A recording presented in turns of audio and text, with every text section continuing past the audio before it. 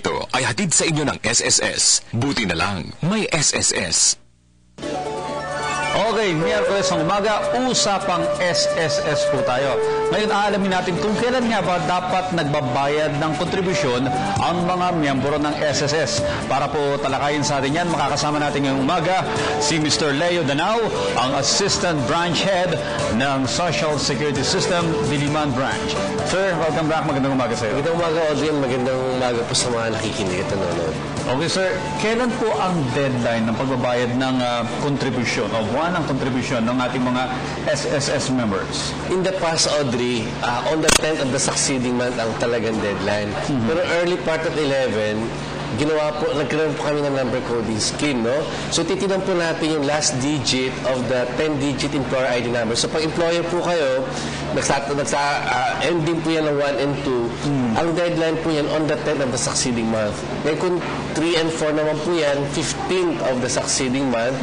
And then, 5 and 6 on the 20th of the succeeding month. And then, 8 and 9, 7 and 8, 25th of the succeeding month. And then, pag 0 and 9 po siya, on the last day of the month. Okay. Ulitin ko lamang po yung sinabi nyo. Ito po yung last digit opo, ng ID number. Opo. Employer ID number.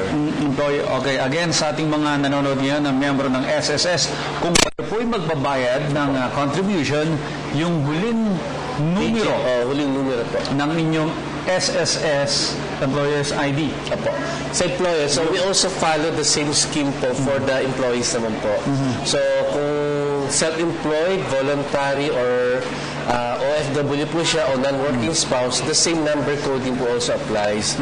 So, ang ano po namin, kailangan tingnan yung last digit, susundin po natin. So, pag 1 and 2 uli, on the 10th of the succeeding month, 3 and 4 on the 15th. Ika-15 araw. Okay. Tapos susunod po yung 1, 2, 3, 4, 5, 6, 20th of the succeeding month. And then, 7 or 8, 25th po. Tapos pag 0 and 9, last day po of the succeeding month. Okay. So, importante ito. Dapat tandaan ito ng ating mga SSS members kasi baka pumunta sila sa ibang araw, hindi tatanggapin. Tinatanggap pa rin po. Kaya alam po, pag lumagpas na po doon sa deadline, gap na po yun. Kasi nakaano po yun sa system namin. Pero kung bago yung deadline, okay lang po yan. Advance payment po, ina-accept namin. Earlier pwede. Opo.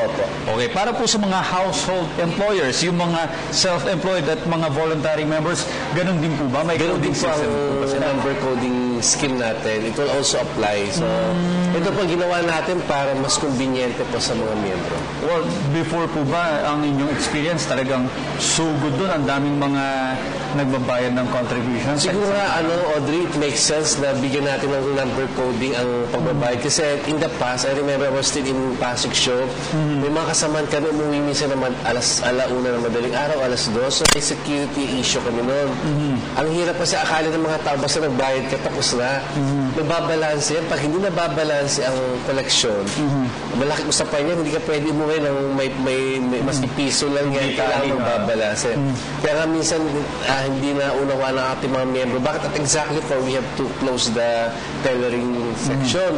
Kasi po, yun nga nagbabalanse po sila. Para po rin kaming bangko. Okay, sa mga kababayan po natin na nagtatrabaho naman sa ibayong dagat, yung mga OFWs na miyembro ng SSS, yung sistema po ba ng kanilang pagbabayad ay ganun din? Pag OFW po, may special cases po ito, Audrey, no? Inaalaw po natin, bawa January 2015 to December 2015, pwede pong bayaran lang hanggang December 2015. Ngayon po, nag-quarterly siya, October, November, December, pwede po yan hanggang December 2015. Inaalaw po natin yung advance payment. Ganun din po ba sa may salary loan payment?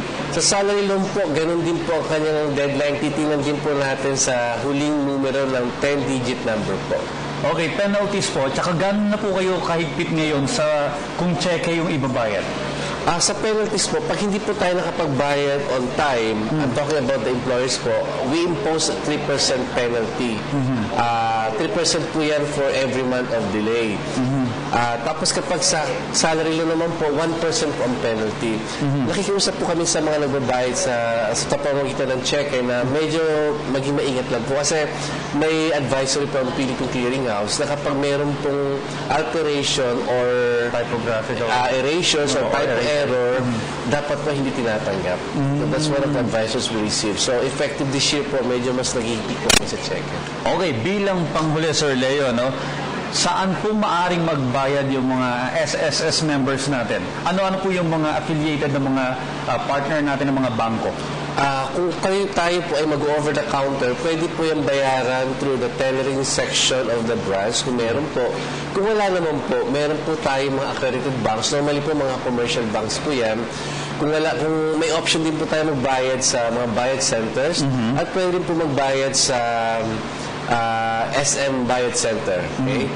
Tapos Bayad Center and then SM Business Centers po pala. Ngayon kung ito naman po ay electronic payment, pwede po yan sa BancNet Online, Banco de Oro, BPI Express Link at saka Union Bank. Ngayon pag ito naman po ay automated or automatic debit arrangement, pwede po yan sa Banco de Oro, BPI, Equitable, Country Builders Bank, First Consolidated Bank, Metro Bank, PNB, and Philippine Savings Bank. Ngayon kung internet naman po yan, pwede naman po para sa mga OFW, may bentaha po, pwede po mabayad dyan. Okay, importante po sa ating mga SSS members na magbayad on time para hindi sayang yung makukuha niyong benepisyo. Nasa panahon din, mas maaga nilang makukuha. Maraming salamat po sa lahat ng impormasyon na ibinahagi niyo sa amin ngayong umaga. Nakapanayan po natin si Ginoong Leo Danao, ang Assistant Branch Head ng SSS Diliman Branch. Mabuti na lang may SSS. Thank you, Audrey. Ang bahaging ito ay inihatid sa inyo ng SSS. Buti na lang, may SSS. Ako po si Cathy San Gabriel. Subscribe na sa PTV YouTube channel. I-click lang po ang subscribe button.